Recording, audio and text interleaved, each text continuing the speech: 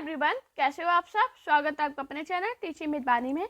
Friend, जैसा कि आपको पता है, रोज़ शाम 8 बजे हमारे चैनल पर हिंदी की क्लास होती है। उसके अकॉर्डिंग हम अपनी आज की क्लास को स्टार्ट करेंगे। आज का हमारा पहला क्वेश्चन है, निम्नलिखित कृतियों में से कौन सी कृति भारतेंदु हरिश्चंद्र द्वारा रचित नहीं है? पायस पयोनिधि, गीत गोविंदानंद, वर्षा विनोद, वेणु गीत। बताइए आप लोग, इसका राइट आंसर क्या होगा? बहुत इंपॉर्टेंट क्वेश्चन है, पेपर में काफ़ी बार ये पूछा गया, तो बताइए इसका राइट आंसर क्या होगा? कौन सी कृति भारतेंदु हरिश्चंद्र द्वारा रचित नहीं है? तो दोस्तों, आपको याद रखना, जो पायस पयोनिधि है ये भारतेंदु हरिश्चंद्र द्वारा रचित कृति नहीं है। अब ये इनके द्वारा भारतेंदु हरिश्चंद्र द्वारा रचित नहीं है, तो किसके द्वारा रचित है बताइए? तो दोस्तों, आपको याद रखना, पहले पायस पयोनिधि है, ये एक काव्य ग्रंथ है। पेपर में पूछा गया तो आपको याद रखना, ये एक काव्य ग्रंथ है। क्या है? काव्य ग्रंथ। और इसके रचनाकार की बात करें तो इसके रचनाकार है गोविंद। इसके रचनाकार कौन है? गोविंद गिल्ला भाई। पेपर में पूछा गया कि पायस पयोनिधि के रचनाकार कौन है, तो आपको याद रखना, इसके जो रचनाकार है वो है गोविंद गिल्ला भाई।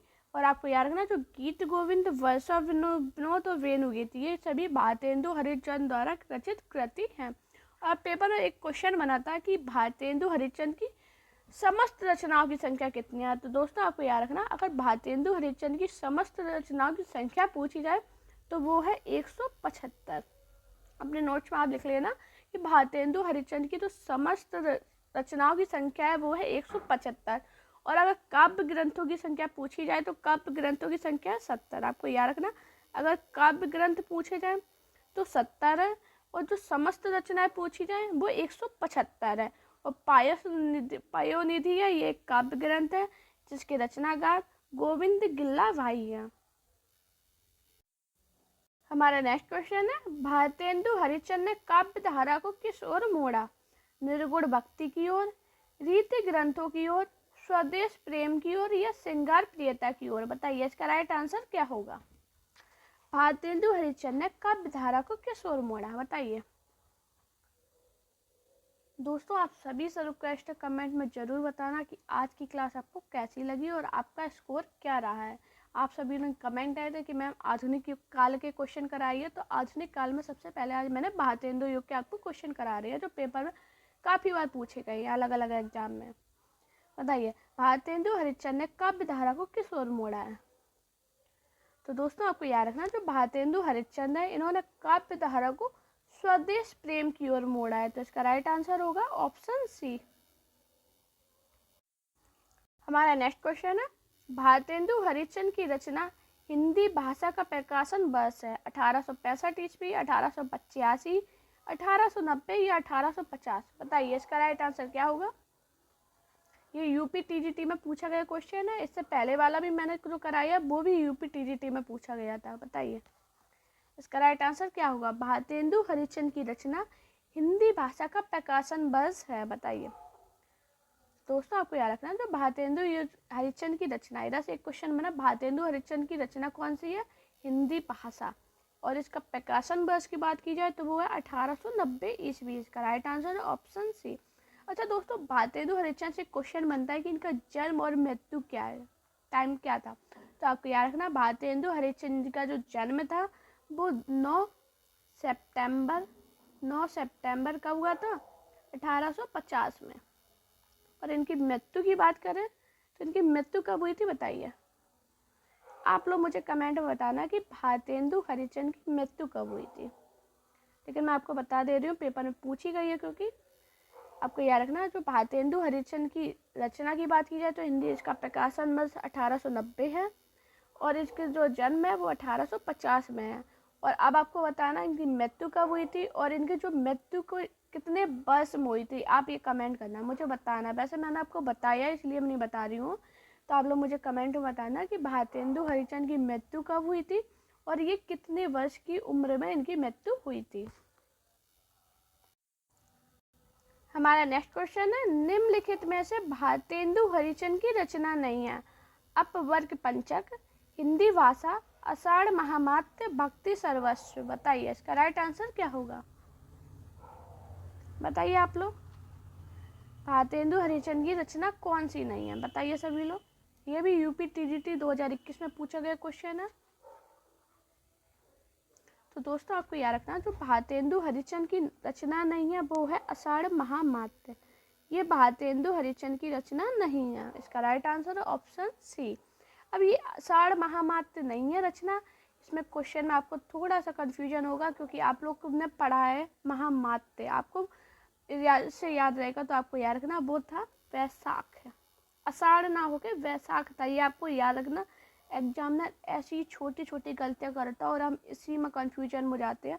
तो आपको याद रखना आषाढ़ नहीं था, वैशाख था।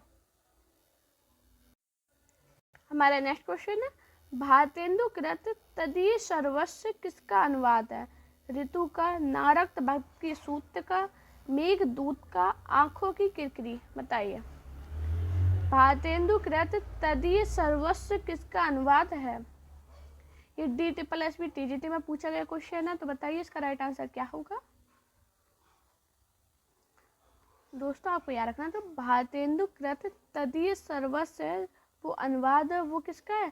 नारद भक्ति सूत्र का। इसका राइट आंसर है ऑप्शन बी।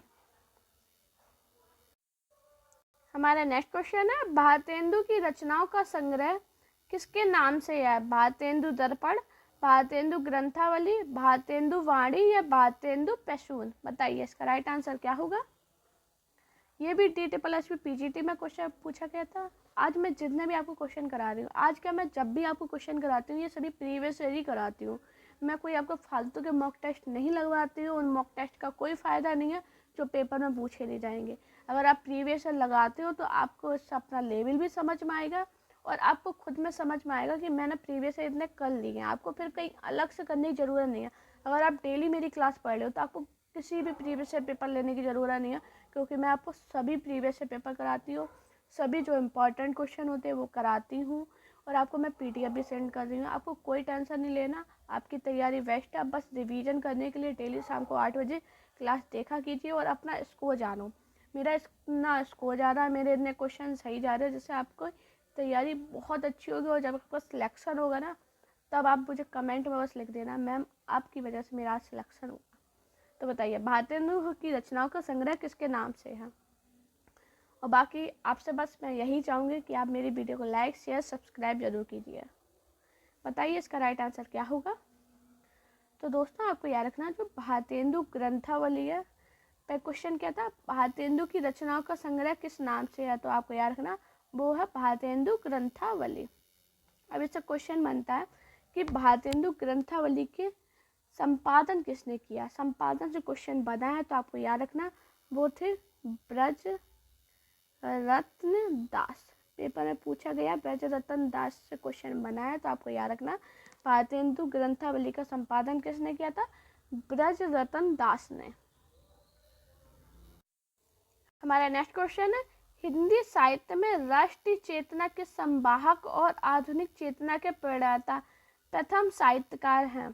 सोहनलाल द्विवेदी, महावीर प्रसाद द्विवेदी, भारतेंदु हरिश्चंद्र या हजारी प्रसाद द्विवेदी। बताइए आप लोग इसका राइट आंसर क्या होगा? बताइए, अपनी तरफ से गैस किया कीजिए। अगर आपकी तैयारी है अच्छी तो आप अपनी तरफ से गैस कीजिए, और नहीं है तैयारी तो फिर आप मेरी क्लास से तैयारी कीजिए। बताइए इसका राइट आंसर क्या होगा? हिंदी साहित्य में राष्ट्रीय चेतना के संवाहक और आधुनिक चेतना के प्रणेता प्रथम साहित्यकार हैं? सोहनलाल द्विवेदी, महावीर प्रसाद द्विवेदी, भारतेंदु हरिश्चंद्र या हजारी प्रसाद द्विवेदी। तो दोस्तों आपको याद रखना इसका राइट आंसर है ऑप्शन सी, भारतेंदु हरिश्चंद्र। मैंने क्या बताया? हिंदी साहित्य के राष्ट्रीय चेतना के संवाहक और आधुनिक चेतना के प्रणेता कौन है? प्रथम साहित्यकार कौन है? भारतेंदु हरिश्चंद्र।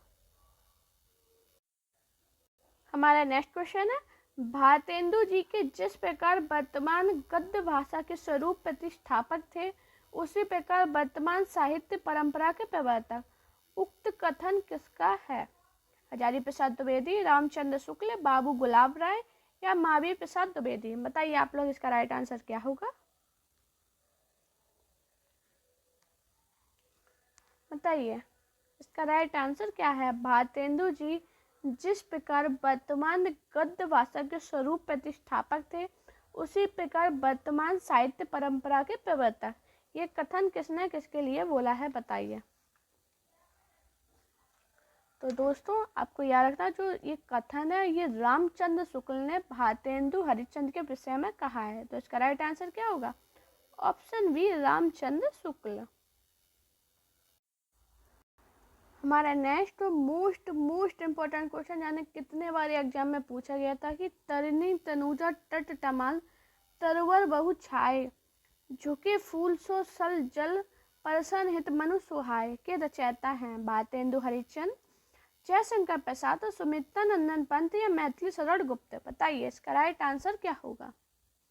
बहुत ज़्यादा इंपॉर्टेंट है, मोस्ट अगर आप नोट्स बनाते हो उसमें ज़रूर लिखना।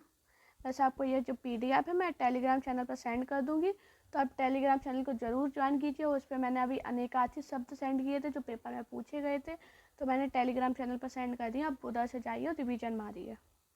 बताइए, तरनी तनुजा तट तमल तरवर बहु छाए, झुके कूल सो जल परसन हित मनु सुहाय के रचयिता हैं। बताइए इसके रचयिता कौन है। सबसे पहले तो आपको ये बताना मुझे, तरनी तनुजा तट तमल तरवर बहु छाए, इसमें कौन सा अलंकार है, मुझे कमेंट करना। मैं सभी का चेक करूंगी, देखते कितने लोग इसका आंसर सही बता पाते हैं। और अब बताइए इसके रचयिता कौन है। तो दोस्तों आपको याद रखना है, इसके अगर रचयिता की बात करें तो वो है भारतेंदु हरिश्चंद्र। ये जो काव्य पंक्ति है ये भारतेंदु हरिश्चंद्र की प्रमुख काव्य कृति प्रेम माधुरी। कौन सी काव्य कृति, प्रेम माधुरी। और यमुना छवि कविता से ली गई है। कौन सी कविता से ली गई, यमुना छवि। आपको याद रखना, अगर पेपर में कैसे भी क्वेश्चन बने आपका क्वेश्चन नहीं गलत होना चाहिए। तो मैंने आपको क्या बताया, तरनी तनुजा तट तमाल तरवर बहु छाए, झुके कूल जो जल परसन हित मनु सुहाय के रचयिता कौन है, तो भारतेंदु हरिश्चंद्र है। और ये जो पंक्ति है वो भारतेंदु हरिश्चंद्र की प्रमुख काव्य कृति प्रेम माधुरी और यमुना छवि कविता से ली गई है। और मुझे कमेंट में सभी लोग बताना इसमें कौन सा अलंकार है, तरनी तनुजा तट तमाल तरवर बहु छाए में कौन सा अलंकार है, मुझे कमेंट बताना। और मुझे ये भी बताना आप अलंकार की क्लास पढ़ना चाहते हो। अगर आप पढ़ना चाहते हो तो मुझे कमेंट जरूर करना, तो मैं आपको वो अलंकार की क्लास आपको एक ही क्लास में पूरा समझा दूंगी अलंकार। हमारा नेक्स्ट क्वेश्चन है, भारतेंदु हरिश्चंद्र के व्यक्तित्व एवं कृतित्व के संदर्भ में कौन सा विवरण सही नहीं है। वे साहित्य अनुरागनी व कोमल हृदय के व्यक्ति थे। उन्होंने वैष्णव धर्म के पश्चात तदी समाज की स्थापना की। उनका साहित्यिक कार्य गद्य पद्य की अनेक विधाओं तक फैला हुआ था। उन्होंने प्राचीन की पूर्ण उपेक्षा कर नवीन पूर्णता अंगीकार किया। बताइए आप लोग इसका राइट आंसर क्या होगा। बताइए इसका राइट आंसर क्या है। भारतेंदु हरिश्चंद्र के व्यक्तित्व एवं कृतित्व के संदर्भ में कौन सा विवरण सही नहीं है। तो दोस्तों आपको याद रखना, उन्होंने प्राचीन की पूर्ण उपेक्षा कर नवीन को पूर्णता अंगीकार किया, यही इसका राइट आंसर होगा। राइट आंसर ऑप्शन है डी। हमारा नेक्स्ट क्वेश्चन है, भीतर भीतर सब रस चूसे, हंसी हंसी के तन मन धन मूसे। यह पंक्ति किस कवि की है। ठाकुर जगमोहन सिंह, भारतेंदु हरिश्चंद्र, प्रताप नारायण मिश्र, बालकृष्ण भट्ट। बताइए इसका राइट आंसर क्या होगा। बताइए सभी लोग। भीतर भीतर सब रस चूसे, हंसी हंसी के तन मन धन मूसे। यह पंक्ति किस कवि की है। तो आपको याद रखना दोस्तों, ये जो पंक्ति है भारतेंदु हरिश्चंद्र की है। और मोस्ट इम्पॉर्टेंट क्वेश्चन है, ये DSSB PGT मेल में पूछा गया मोस्ट इम्पॉर्टेंट क्वेश्चन है। हमारा नेक्स्ट क्वेश्चन है, निम्नलिखित में से कौन सी रचना ठाकुर जगमोहन सिंह की नहीं है। प्रेम संपत्ति लता, श्याम सरोजनी, श्याम लता, प्रेम प्रलाप। बताइए इसका राइट आंसर क्या होगा। निम्नलिखित में से कौन सी रचना ठाकुर जगमोहन सिंह की नहीं है। बताइए सभी लोग इसका राइट आंसर क्या है। बताइए सभी लोग। बहुत इंपॉर्टेंट क्वेश्चन है, बहुत बार पेपर में पूछा गया है। तो दोस्तों आपको याद रखना, जो प्रेम प्रलाप है ये ठाकुर जगमोहन सिंह की रचना नहीं है। तो इसका राइट आंसर होगा ऑप्शन डी। अब ये प्रेम प्रलाप जो रचना है ये किसकी है? भारतेंदु हरिश्चंद्र की। आपको याद रखना, प्रेम प्रलाप किसकी रचना है? भारतेंदु हरिश्चंद्र की। वैसे भारतेंदु हरिश्चंद्र का मैंने पूरा जीवन परिचय अपने चैनल पर पढ़ाया हुआ है, तो वो आप जाइए, प्लेलिस्ट पे वीडियो डली है, वो क्वेश्चन पढ़ लेना तो आपको सभी याद हो जाएंगे। और भारतेंदु युकीन की मैंने सभी रचनाएं भी पढ़ाई हैं, तो आपके ज़्यादातर क्वेश्चन वहाँ से तैयार हो जाएंगे। अगर आपने क्लास नहीं देखी तो वो क्लास को ज़रूर देखना। हमारा नेक्स्ट क्वेश्चन है, निम्नलिखित कवियों में से भारतेंदु युगीन कौन है? बंशीधर शुक्ला, बद्री नारायण चौधरी, माखन लाल चतुर्वेदी, सोहन लाल द्विवेदी। बताइए, निम्नलिखित कवियों में से भारतेंदु युगीन कौन है? तो दोस्तों आपको याद रखना, जो भारतेंदु युगीन की बात करी जाए तो वो हम बद्री नारायण चौधरी प्रेमधन। अभी मैंने थोड़े दिन पहले पूरा भारतेंदु युगीन आपको पढ़ाया है, तो आप वो जरूर देखना, बहुत इंपॉर्टेंट क्लास थी। नहीं देखी, मैं फिर आपसे बोल रही हूँ, आप लोग प्लेलिस्ट पे जाना, वीडियो डली हुई है।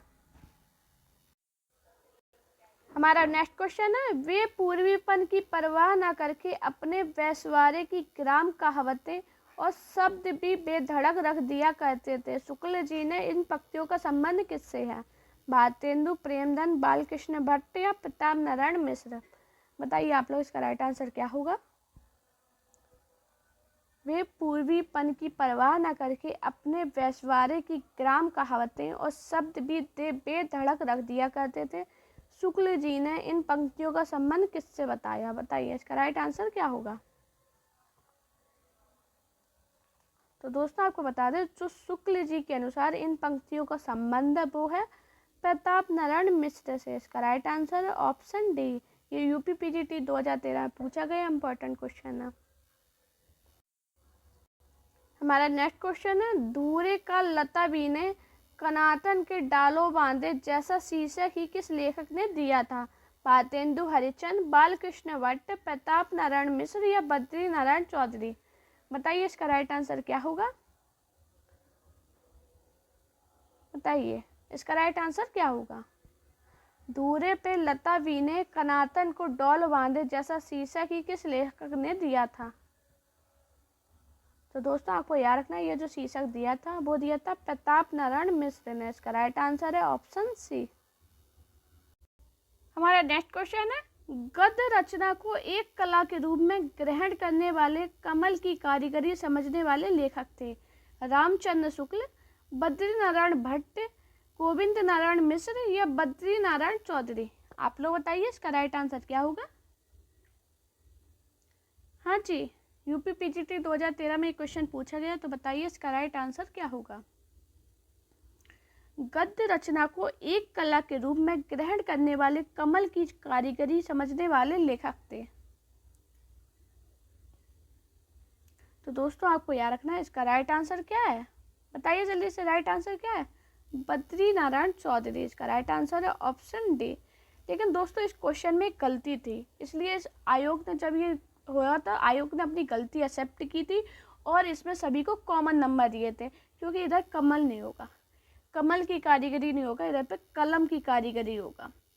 इस वजह से इसमें कॉमन नंबर मिले थे। जब क्वेश्चन ये आया था यूपी पीजीटी 2013 में, तो इसमें सभी को कॉमन नंबर दिए गए थे, क्योंकि इसमें क्वेश्चन क्या होगा कि गद्य रचना को एक कला के रूप में ग्रहण करने वाले कलम की कारीगरी समझने वाले लेखक थे। तब इसका राइट आंसर होगा बद्री नारायण चौधरी। लेकिन इधर कमल दिया तो ये कॉमन नंबर मिला था, इसलिए इम्पोर्टेंट भी है, आपको याद रखना। अगली बार अगर पूछा जाए तो अपने हिसाब से आप देखना कि ऑप्शन में क्या दिया गया है, क्या क्वेश्चन पूछा गया, उसके बाद ही आप क्वेश्चन को टिक करना। हमारा नेक्स्ट क्वेश्चन है, हिंदी पुनः जागरण काल का किसे कहा जाता है? द्विवेदी युग को, प्रगतिवाद को, छायावाद को या भारतेंदु युग को? आप लोग बताइए, इसका राइट आंसर क्या होगा? हाँ जी, क्या होगा इसका राइट आंसर? जल्दी से बताइए, हिंदी पुनः जागरण काल किसे कहा जाता है? आप लोग कमेंट में ये नहीं बताते हो कि आपका स्कोर कितना जाता है, तो मुझे आप सभी से रिक्वेस्ट करूंगी, कमेंट में ज़रूर बताइए कि आपका स्कोर कितना जाता है। हिंदी पुनः जागरण काल किसे कहा जाता है? द्विवेदी युग को, प्रगतिवाद युग को, छायावाद युग को या भारतेंदु युग को? तो दोस्तों आपको याद रखना, हिंदी पुनर्जागरण काल है वो भारतेंदु युग को कहा जाता है। तो इसका राइट आंसर होगा ऑप्शन डी। अब इधर से क्वेश्चन बनता है कि द्विवेदी युग को क्या कहा जाता है, ये पेपर में पूछा गया है। तो दोस्तों आपको याद रखना, जो द्विवेदी युग है इसे जागरण क्या कहा जाता है, बताइए जल्दी से। जागरण सुधार काल कहा जाता है। पेपर में पूछा गया कि जागरण सुधार काल किसे कहते हैं, तो आपको याद रखना द्विवेदी युग को कहते हैं। ये पेपर में पूछा गया था, काल यूपी टीजीटी में ही शायद पूछा गया था कि जागरण सुधार काल किसे कहते हैं। तो आपको याद रखना ये द्विवेदी युग को कहा जाता है। और हिंदी पुनः जागरण काल किसे कहा जाता है, भारतेंदु युग को। फ्रेंड, अगर आपको मेरी वीडियो पसंद आए तो वीडियो को लाइक कीजिए, चैनल को सब्सक्राइब कीजिए और अपने दोस्तों से ही वीडियो को शेयर कीजिए। साथ में मेरा टेलीग्राम जरूर अकाउंट ज्वाइन करना है, जिस पे आपको पीडीएफ और मेरे चैनल से कोई भी इंफॉर्मेशन होती है वो आपको टेलीग्राम में मिल जाएगी। हमारा नेक्स्ट क्वेश्चन है, भारतेंदु काल नई मानसिकता के उन्मेष का काल था। इस कालखंड को किस नाम से अभिहित किया गया है? जागरण काल, पुनः जागरण काल, निर्माण काल या सुधार काल? आप लोग बताइए इसका राइट आंसर क्या होगा। ये केबीएस पीजीटी हिंदी में पूछा गया क्वेश्चन है, तो बताइए इसका राइट आंसर क्या होगा 2016 में। भारतेंदु काल नई मानसिकता के उन्मेष का काल था। इस कालखंड को किस नाम से अभिहित किया गया? दोस्तों, अगर आप नेट जेआरएफ असिस्टेंट प्रोफेसर आप किसी की भी तैयारी कर दो, ये क्लास सभी के लिए इम्पोर्टेंट है। हाँ जी, बताइए इसका राइट आंसर क्या होगा। तो दोस्तों आपको बता दें, जो भारतेंदु काल नई मानसिकता के उन्मेष का काल था, इस कालखंड को किसके नाम से अभिहित किया गया? पुनर्जागरण काल के नाम से। तो इसका राइट आंसर होगा ऑप्शन बी। और जागरण काल अभी हाल मैंने आपको बताया था, क्या बताया था, द्विवेदी युग को जागरण काल कहा जाता है। तो मैंने क्या बताया था, द्विवेदी युग को जागरण काल कहा जाता है। और भारतेंदु काल की नई मानसिकता के उन्मेष का काल था। इस कालखंड को पुनर्जागरण काल के नाम से अभिहित किया गया है। इंपॉर्टेंट क्वेश्चन है काफी ज्यादा ये। हमारा नेक्स्ट क्वेश्चन है, निज भाषा उन्नति अहे सब उन्नति को मूल किसकी काव्य पंक्ति है? भवानी प्रसाद मिश्र, मैथिली शरण गुप्त, भारतेंदु हरिश्चंद्र या महावीर प्रसाद द्विवेदी? बताइए इसका राइट आंसर क्या होगा। दोस्तों आप सभी से रिक्वेस्ट करूंगी, मुझे कमेंट में ये ज़रूर बताना कि आज की क्लास आपको कैसी लगी है और अगली जो क्लास आप किस टॉपिक पे चाहते हो, मुझे कमेंट करना। मैं आपको उसी टॉपिक पे क्लास बना के दूंगी। जो इंपॉर्टेंट क्वेश्चन होंगे बस सभी कराऊंगी, बस आप लोग कमेंट जरूर करना, जिससे मुझे एक आइडिया लगे कि आपको कितने टॉपिक और पढ़ाने हैं। वैसे मुझे पता है, लेकिन मैं ये जानना चाहती हूँ कि आपके कौन सी टॉपिक है। वैसे तो मैंने इतनी क्लास डाल रखी है हिंदी की, अगर आप किसी भी एग्जाम की तैयारी करें, अगर आपने सारी क्लास पढ़ ली तो आपका एग्ज़ाम क्लियर हो जाएगा। लेकिन फिर उसके बाद भी अगर आपको कोई ऐसा टॉपिक है जो नहीं समझ में आता है तो मुझे कमेंट करना, मैं टॉपिक आपको दोबारा से पढ़ा दूँगी। निज भाषा उन्नति अहे सब उन्नति को मूल किसकी काव्य पंक्ति है? जल्दी से बताइए इसका राइट आंसर क्या होगा।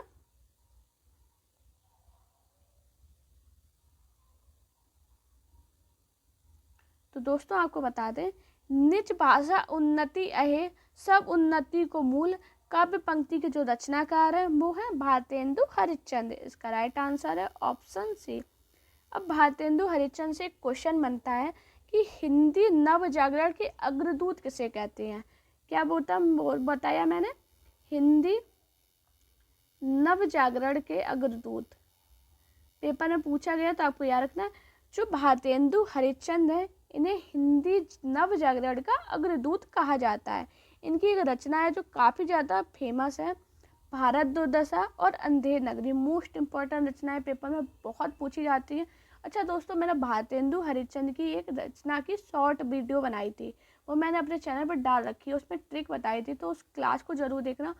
30 सेकंड की क्लास में आपको रचनाएं याद हो जाएंगी जो पेपर में पूछी जाती हैं बार बार, जो पेपर में बार बार पूछी गई हैं, वो मैंने आपको रचनाएं सिर्फ 30 सेकंड में पढ़ाई हैं, तो उस क्लास को जरूर देखना। हमारा नेक्स्ट क्वेश्चन है, लाश किस भाषा का शब्द है? ये केबीएस पीजीटी में पूछा गया इंपॉर्टेंट क्वेश्चन है। केबीएस में ये 2-3 बार पूछा गया क्वेश्चन, असिस्टेंट प्रोफेसर में भी पूछा गया था कि लाश किस भाषा का शब्द है? फारसी, पुर्तगाली, अरबी या तुर्की? बताइए इसका राइट आंसर क्या होगा। जल्दी से बताइए इसका राइट आंसर क्या है। लाश किस भाषा का शब्द है? अगर आप चैनल पर नए हो तो प्लीज़ चैनल को सब्सक्राइब जरूर करना और एक प्यारा सा कमेंट जरूर करना कि आज की क्लास आपको कैसी लगी है। लाश किस भाषा का शब्द है? फारसी, पुर्तगाली, अरबी या तुर्की?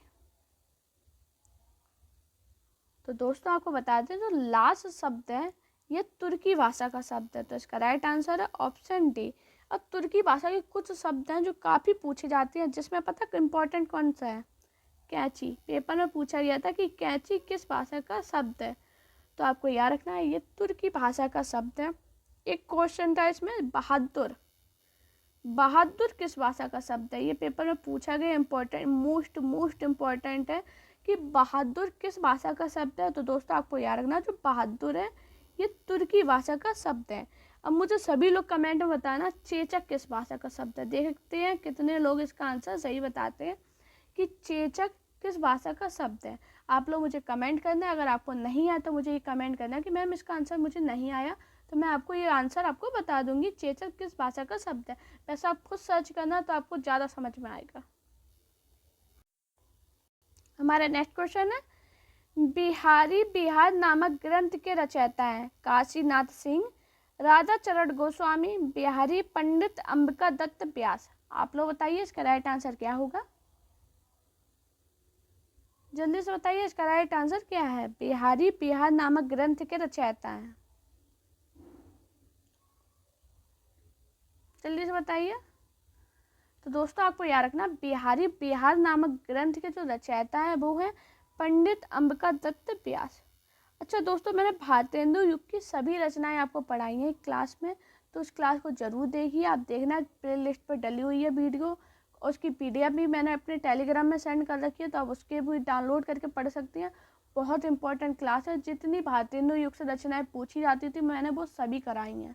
और दोस्तों अगर अंबिका दत्त की ब्याज करें तो इनकी एक इम्पॉर्टेंट रचना जो पेपर में बहुत पूछी जाती है पावस पचासा।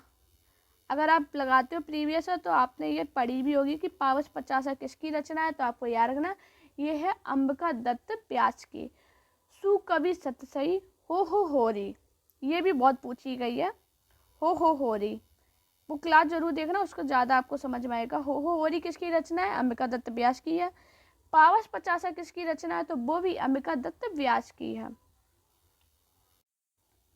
दोस्तों ये काशीनाथ सिंह है, इनका एक उपन्यास है जो पेपर में बहुत पूछा जाता है कि अपना मोर्चा किसका उपन्यास है? कौन सा?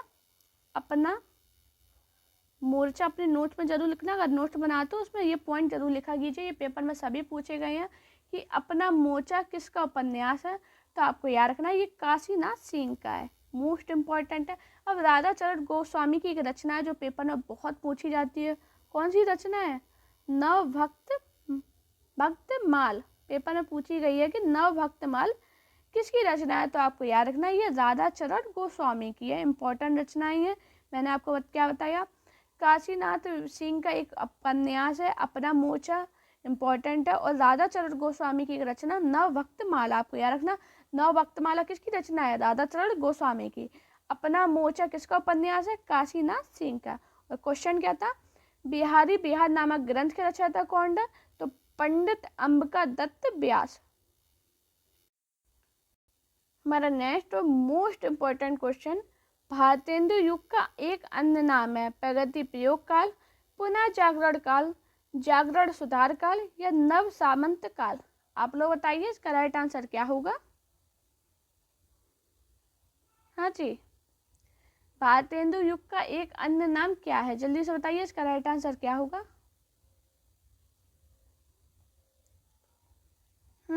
बताइए जल्दी से। वीडियो पसंद आए तो प्लीज़ शेयर जरूर करना इसे और लाइक करना। भारतेंदु युग का एक अन्य नाम क्या है? तो दोस्तों आपको याद रखना जो भारतेंदु युग है इसका अगर एक अन्य नाम है वो है पुनर्जागरण काल। इसका राइट आंसर है ऑप्शन बी। इम्पोर्टेंट क्वेश्चन है ये, यूपी टीजीटी पीजीटी में पूछा गया, इम्पोर्टेंट मोस्ट इम्पोर्टेंट क्वेश्चन है। और DSSS भी पीजीटी में भी ये पूछा गया था। हमारा नेक्स्ट क्वेश्चन है इनमें से भारतेंदु युगीन लेखक कौन है? पंडित प्रताप नारायण मिश्र, विद्यानिवास मिश्र, हरिओत, राय कृष्ण दास। बताइए इसका राइट आंसर क्या होगा। भारतेंदु युगीन लेखक कौन है, बताइए जल्दी से, इसका राइट आंसर क्या है। अगर आपने मेरी वो रचना वाली क्लास पढ़ी होगी तो आपको ख्याल आ गया होगा इसका आंसर, राइट आंसर क्या है, क्योंकि मैंने भारतेंदु युगीन के जितने भी लेखक थे उन सभी को मैंने पढ़ाया। तो बताइए जल्दी से, बताइए जिसने वो क्लास पढ़ी है सही से जल्दी से आंसर बताइए।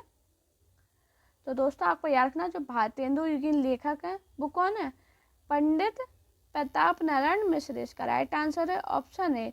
जो पंडित प्रताप नारायण मिश्र है ये भारतेंदु युगीन लेखक होने के साथ साथ ये भारतेंदु मंडल के भी लेखक है। आपको याद रखना भारतेंदु मंडल पूछा जाए या भारतेंदु युगीन पूछा जाए, इसका राइट आंसर होगा पंडित प्रताप नारायण मिश्र। हमारा नेक्स्ट क्वेश्चन है, इनमें से किस लेखक का संबंध भारतेंदु मंडल से नहीं था। प्रताप नारायण मिश्र, बद्री नारायण चौधरी, ठाकुर जगमोहन सिंह या बालकृष्ण शर्मा। आप लोग बताइए इसका राइट आंसर क्या होगा। किस लेखक का संबंध भारतेंदु मंडल से नहीं था।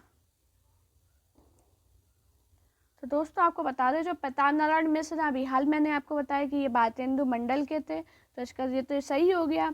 अब आइए बद्री नारायण चौधरी, तो ये भी भारतेंदु मंडल के थे। ठाकुर जगमोहन सिंह ये भी थे। जो बालकृष्ण शर्मा थे ये भारतेंदु मंडल के नहीं थे, तो इसका राइट आंसर होगा ऑप्शन डी। अब आपको याद रखना ये बालकृष्ण शर्मा है, ये नवीन राष्ट्रीय संस्कृति धारा के कवि थे। आप लिख लेना, इस पर इधर जगह नहीं है वरना आप लिख देती।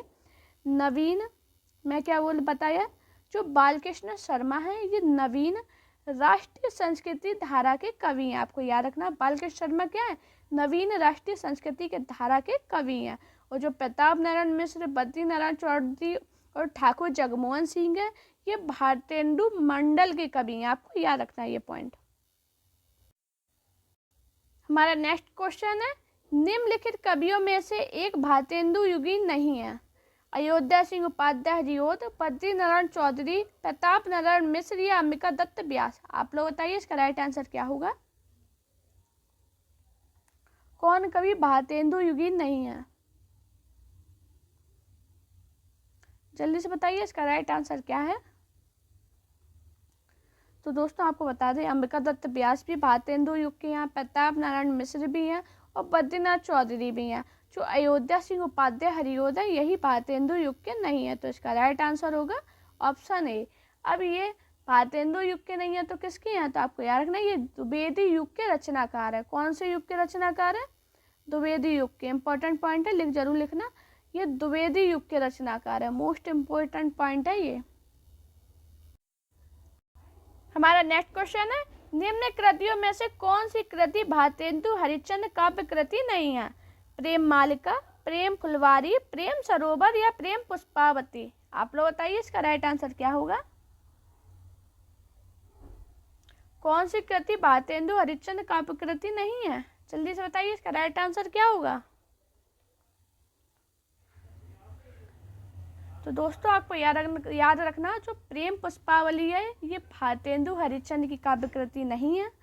तो ये भारतेंदु हरिश्चंद्र की नहीं है तो कब की होगी, तो आपको याद रखना ये प्रेम पुष्पावली जो है कब की है रचना, किसकी है। आपको याद रखना ये प्रताप नारायण मिश्र की काव्य कृति है। किसकी है, प्रताप नारायण मिश्र। इंपॉर्टेंट पॉइंट आपको याद रखना ये किसकी है, तो प्रेम पुष्पावली किसकी है, प्रताप नारायण मिश्र की काव्य कृति है। प्रेम पुष्पावली भारतेंदु हरिश्चंद्र की काव्य कृति नहीं है, तो इसका राइट आंसर है ऑप्शन डी। बाकी के ये तीनों ये भारतेंदु हरिश्चंद्र की है, लेकिन प्रेम पुष्पावली है ये प्रताप नारायण मिश्र की काव्य कृति है। हमारा नेक्स्ट क्वेश्चन है, निम्नलिखित में से कौन हिंदी साहित्य के पितामह के रूप में जाने जाते हैं। मैथिली शरण गुप्त, रामधारी सिंह दिनकर, भारतेंदु हरिश्चंद्र या महावीर प्रसाद द्विवेदी। आप लोग बताइए इसका राइट आंसर क्या होगा। ये DSSB PGT में पूछा गया क्वेश्चन है, तो बताइए इसका राइट आंसर क्या होगा। हिंदी साहित्य के पितामह के रूप में कौन जाने जाते हैं। तो दोस्तों आपको याद रखना है जो भारतेंदु हरिश्चंद्र जी हैं ये हिंदी साहित्य के पितामह के रूप में जाने जाते हैं। मैंने क्या क्वेश्चन था, कौन हिंदी साहित्य के पिता के रूप में जाने जाते हैं, तो इसका राइट आंसर होगा ऑप्शन सी भारतेंदु हरिश्चंद्र। हमारा नेक्स्ट क्वेश्चन है, यह आंख बड़ी बला है, इसका आना जाना उठना बैठना सब बुरा है। यह किसने लिखा है? पंडित बद्री नारायण चौधरी, बालकृष्ण भट्ट, प्रताप नारायण मिश्र या लाला श्रीनिवास दास। आप लोग बताइए इसका राइट आंसर क्या होगा। किसने लिखा है यह आंख बड़ी बला है, इसका आना जाना उठना बैठना सब बुरा है? जल्दी से बताइए इसका राइट आंसर क्या होगा। ये DSSB PGT में पूछा गया था क्वेश्चन, तो जल्दी से बताइए इसका राइट आंसर क्या है। तो दोस्तों आपको बता दें, यह आंख बड़ी बला है, इसका आना जाना उठना बैठना सब बुरा है। यह जो लिखा है वो लिखा है बालकृष्ण भट्ट ने। तो इसका राइट आंसर है ऑप्शन बी। हमारा नेक्स्ट क्वेश्चन है, निज भाषा उन्नति आहे सब उन्नति को मूल, बिनु निज भाषा ज्ञान के मिटना ही न सूल। यह किसकी रचना है? फ्रेडरिक पिकांट, कार्तिक प्रसाद खत्री, भारतेंदु हरिश्चंद्र या राधा कृष्ण दास। बताइए इसका राइट आंसर क्या होगा। ये 2 बार DSSB PGT में पूछा गया क्वेश्चन है, तो बताइए। निज भाषा उन्नति आहे सब उन्नति को मूल, बिनु जन भाषा ज्ञान के मिटत न होए सूल। बताइए इसका राइट आंसर क्या होगा। तो दोस्तों आपको याद रखना है, यह जो रचना है ये है भारतेंदु हरिश्चंद्र की। इसका राइट आंसर है ऑप्शन सी। हमारा नेक्स्ट क्वेश्चन है, इनमें से भारतेंदु युग के साहित्यकार नहीं है? बालकृष्ण भट्ट, प्रेमचंद, प्रताप नारायण मिश्र, ठाकुर जगमोहन सिंह। आप लोग बताइए इसका राइट आंसर क्या होगा। भारतेंदु युग के साहित्यकार कौन नहीं है? तो दोस्तों आपको याद रखना, जो भारतेंदु युग के साहित्यकार नहीं है उनका नाम है प्रेमचंद। इसका राइट आंसर है ऑप्शन बी। दोस्तों अगर आपको मेरी वीडियो पसंद आई हो तो वीडियो को लाइक कीजिए, चैनल को सब्सक्राइब कीजिए और अपने दोस्तों से वीडियो को शेयर कीजिए। साथ में आप लोग मेरा टेलीग्राम चैनल जरूर ज्वाइन करना, जिस पे आपको मेरी PDF मिल जाती है और चैनल से रिलेटेड कोई भी बात होती है, कोई भी इन्फॉर्मेशन होती है, मैं उस पर सेंड कर देती हूँ। अपना प्यार और सपोर्ट चैनल पर इसी प्रकार बनाए रखिए। Thank you guys watching this video.